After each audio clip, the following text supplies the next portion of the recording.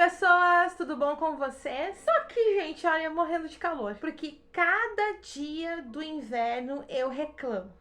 No verão eu digo, eu nunca vou reclamar porque eu gosto de verão. Mas o que aconteceu essa semana que passou? Um desespero de calor, né, gente? Tô aqui, ó, desesperada de calor.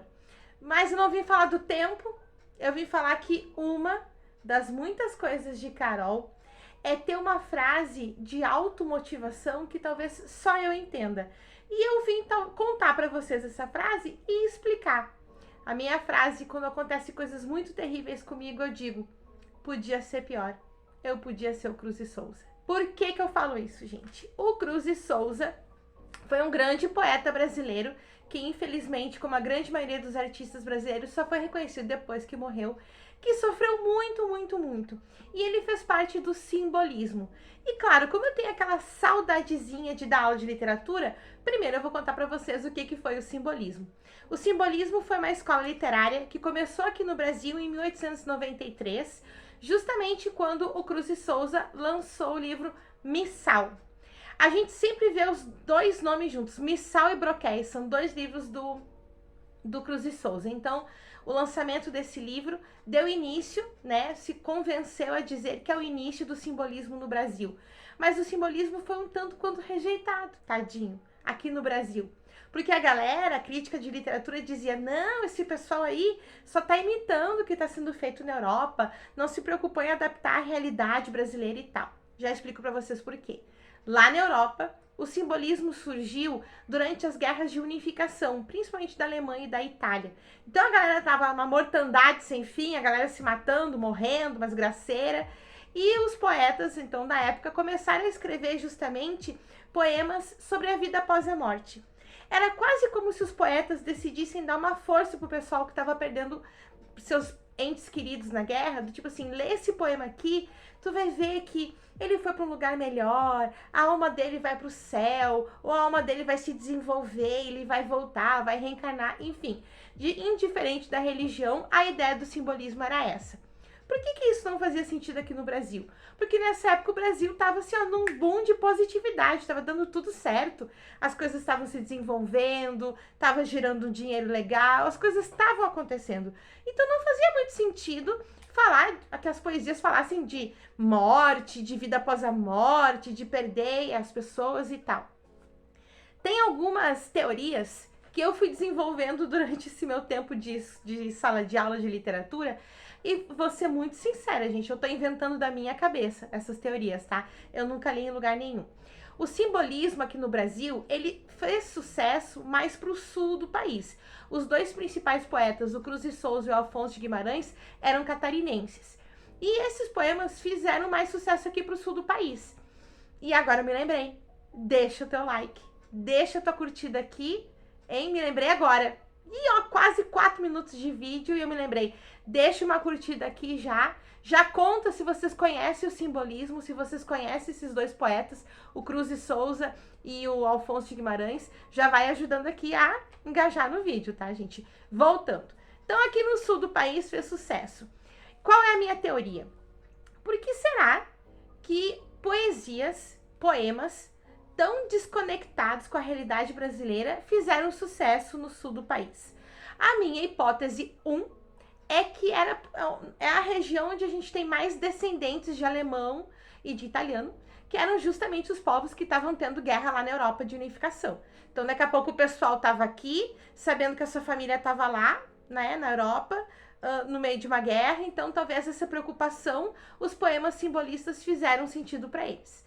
A minha outra hipótese que fez sucesso no sul do Brasil por causa da Guerra dos Farrapos, porque também, né, estávamos vivendo as consequências da Guerra dos Farrapos, e daí também falar sobre morte e crer que a vida não acaba, que a gente morre, podia dar um alento pro coração da galera. Então isso, gente, são dois pensamentos que eu tirei do meu intestino, nunca li em nenhum livro, mas é interessante, né, gente? É uma boa explicação, né? Se não for a verdade, engana bem. Então o simbolismo, gente, ele surgiu como, assim, para ir exatamente o oposto do parnasianismo. Temos vídeo aqui sobre o parnasianismo e o Olavo Bilac, que é uma escola que eu não gosto muito, mas foi um dos melhores vídeos que eu fiz aqui no canal. Então, essas coisas loucas da vida. O simbolismo veio para ser contrário ao parnasianismo. De que maneira?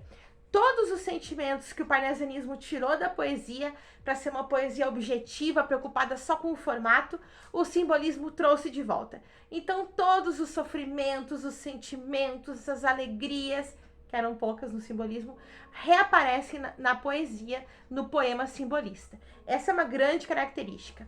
Outra grande característica dos poemas simbolistas é a sinestesia.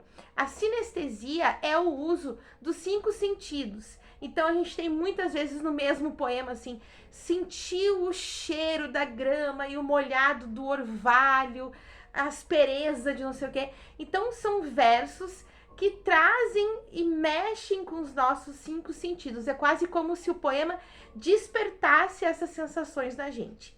Outra coisa também que eu acho muito legal, que é uma característica dos poemas simbolistas, é a assonância e a assonância, esqueci, Léo, peraí. Outra característica que eu acho muito legal que tem nos poemas simbolistas é a assonância, que é a repetição de consoantes. O próprio Cruz de Souza tem uns versos mais ou menos assim: vozes veladas, veludosas vozes, volúpias dos violões. Tudo com V. Isso é assonância, a repetição da consoante V.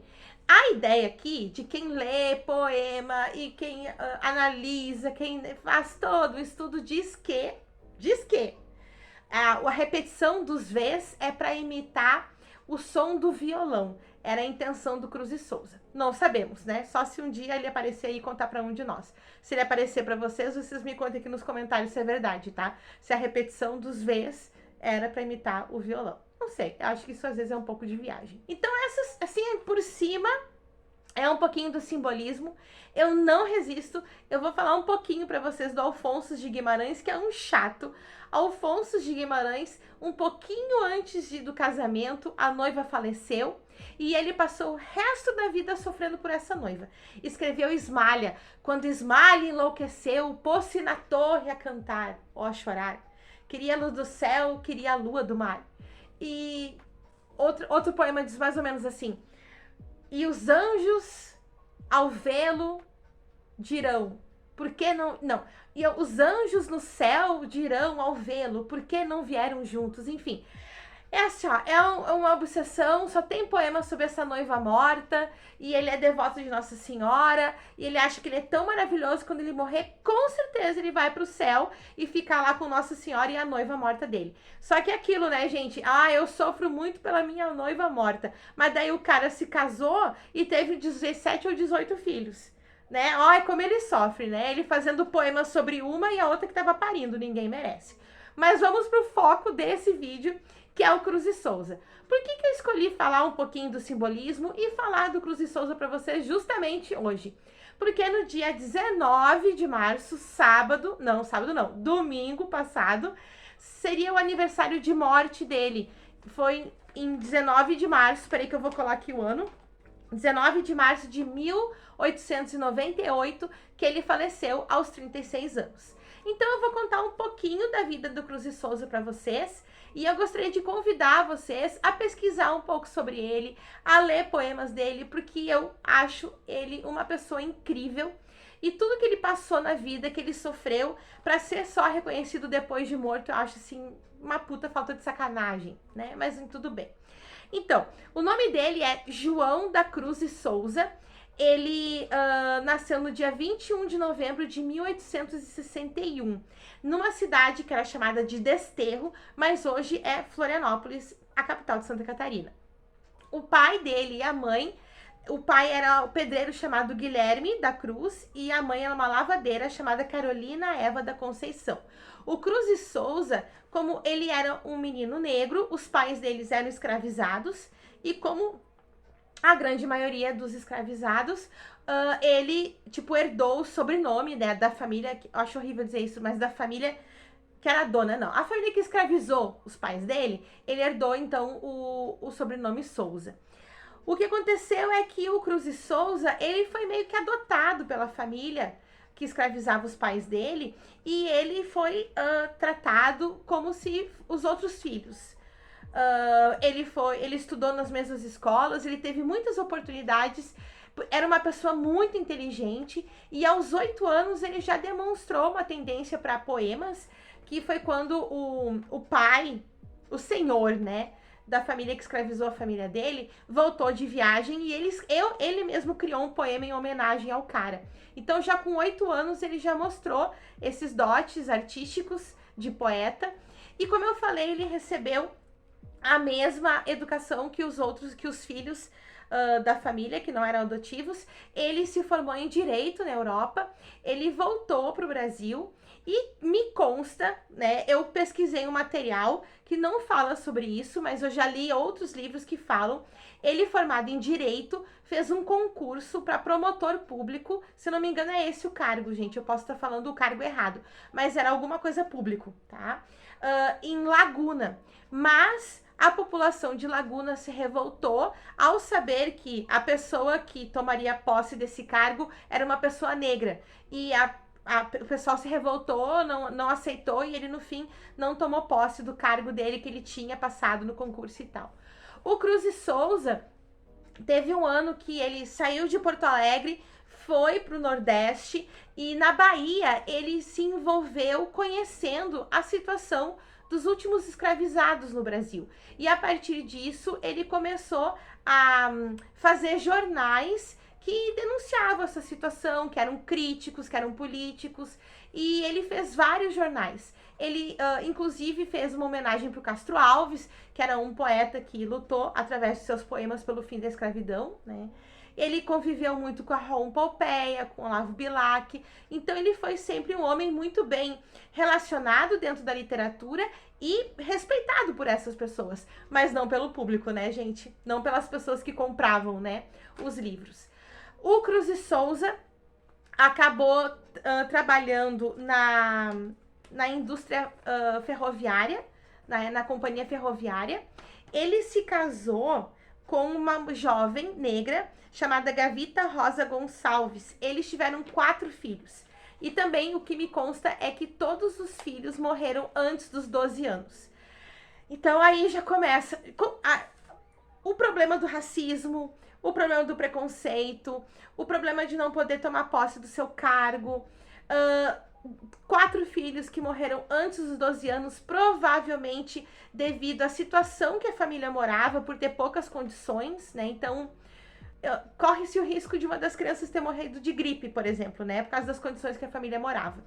Quando nasceu o segundo filho, a Gavita teve problemas psicológicos e também, pelo que me consta, tá, gente? Porque às vezes, assim, a gente lê um material diz uma coisa, lê outro material diz outra, mas eu já li que quando o último filho morreu, foi quando a Gavita, tipo, enlouqueceu mesmo, ficou muito desequilibrada psicologicamente.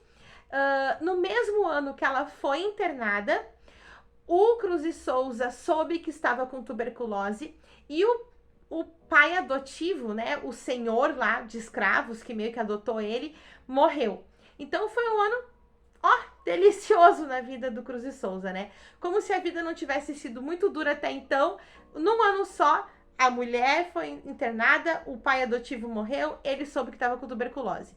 Logo depois de descobrir que estava com tuberculose, ele faleceu no Rio de Janeiro, né? Eu esqueci de falar essa parte. Ele casou e trabalhava na companhia férrea no Rio de Janeiro. Quando ele morreu, diz que não tinha ninguém para cuidar do corpo dele, ninguém tinha muito dinheiro, e que os colegas da aviação férrea enviaram o corpo dele para Santa Catarina para que os irmãos adotivos enterrassem ele. Então diz que o corpo do Cruz e Souza veio sem caixão, sem nada, dentro de um dos vagões que carregavam os animais. Então, eu sempre falo, o Cruz e Souza sofreu até depois de morrer. Ele era um grande, grande poeta, gente. As obras dele são fascinantes. Era um homem muito inteligente. Se percebia isso através de textos que ele escrevia nesses jornais. Ele era muito respeitado pelos iguais, né? Digamos assim, os iguais, o pessoal que estava envolvido na literatura. Porque a sociedade e os teóricos e os críticos só valorizaram ele depois da morte. Uma coisa que me dói muito foi algo que eu li, que uma das características dele seria o uso de palavras que remetessem à cor branca. Porque diz, né, esse teórico literário que eu li, que ele queria que o poema dele fosse branco, para que o poema não sofresse preconceitos e racismo como ele sofreu a vida inteira. Então a gente tem formas alvas, formas claras, então muitas palavras que remetem de fato à cor branca nos poemas dele. No simbolismo, tem muito também a ideia de coisas religiosas, justamente para levar essa ideia de a alma vai para algum lugar. Alguns poetas, como o Alfonso de Guimarães, leva isso para a ideia da religião católica, como ele era devoto de Nossa Senhora e tal. Então a gente vai ter muito vocabulário também relacionado à Igreja Católica, a cerimônias das missas e tal. Esse é muito rapidamente um pouquinho sobre Cruz de Souza. Eu não vou ler nenhum poema para vocês aqui dele, mas eu convido vocês a pesquisarem. Vale muito a pena saber um pouco da vida desse poeta e da obra dele e fazer com que essa figura seja mais conhecida e que tenha finalmente o respeito que ele merecia em vida. Infelizmente não encontrou. Vamos respeitar Cruz de Souza hoje em dia. Eu espero que vocês tenham gostado de saber um pouquinho sobre o simbolismo e um pouquinho sobre o Cruz de Souza. E quando a vida estiver muito difícil, pensem, podia ser pior, a gente podia ser o Cruz de Souza. Deixem um comentário, me contem se vocês já conhecem a obra dele, se vocês gostaram de saber sobre isso. Deixe uma curtida. Lembra que agora não é só para me deixar feliz, é para deixar o Léo feliz também, esse super editor. Um beijo para vocês e até mais ler.